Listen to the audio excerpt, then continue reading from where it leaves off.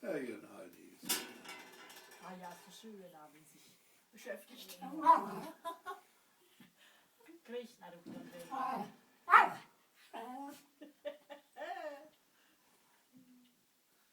Chickens and peas on it.